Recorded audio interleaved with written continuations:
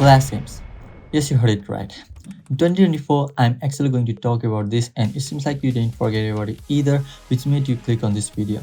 So, regardless if you're born in 80s, 90s, or 2000s, you probably have played Flash games once in your life. There have been many Flash games, and some of these Flash games that shaped our childhood later became mainstream video games like Meat Boy, Fancy Pants Adventure, and many more.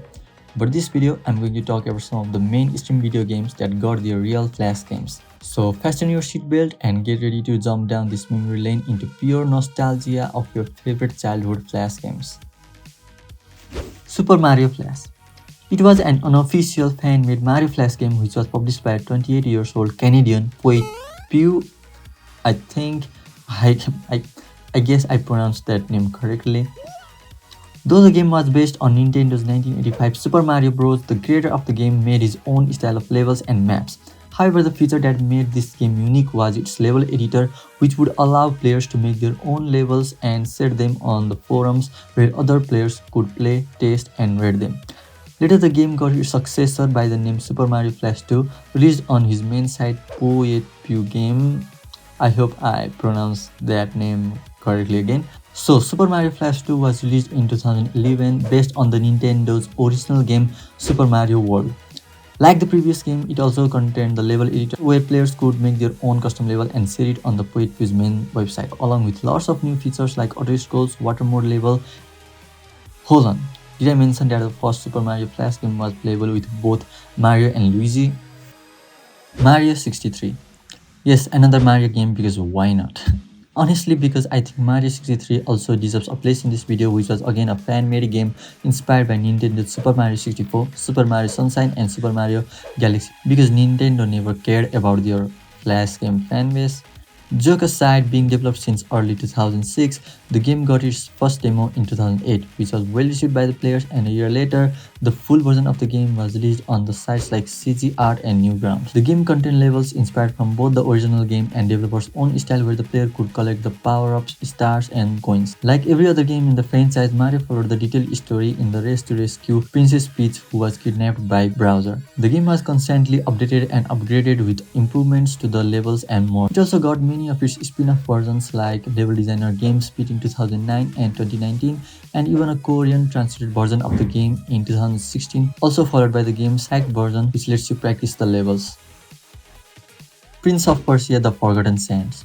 Don't get confused with the name of the actual game Prince of Persia: The Forgotten Sands, which was released for major consoles and devices, but this Flash game was an attempt by Ubisoft to promote the main game by the same name, Prince of Persia: Forgotten Sands. Unlike the main game, which was a 3D open world game, this was an auto-runner where the main character could avoid traps, attack enemies, acquire different powers, and be involved in different stages of boss fights. The game can still be found on the Kongregate website to this day. However, the game didn't seem to receive any sort of response from their fan base because I couldn't find anyone talking about this game online anywhere at all. Portal Flash version. From the name, you must have figured out that this Flash game was based on Valve's one of the most iconic game franchise, Portal. Inspired by the main game, two teenagers by the name Hen Mazelski and Edith Tal decided to make their own version of the game on Flash, where the players could use the portal gun to teleport between the places from 40 different challenging levels in the 2D platformer world. The game also managed to perfectly keep the elements from the original game like energy balls, cubes, turrets, and the crosser, and this seemed to help grab the attention of the fans. As said, the game received lots of attention and became really popular that in 2008, the developers decided to recreate and release all the levels in 3D for the main game, Portal, which took out the eyes of the many Portal players and fans. Soon after, they got the message from Valve asking for the permission to acquire the level design from their Portal Flash game, which they allowed, and eventually it became a part for Portal Still Alive in Xbox and later also for Portal on PC.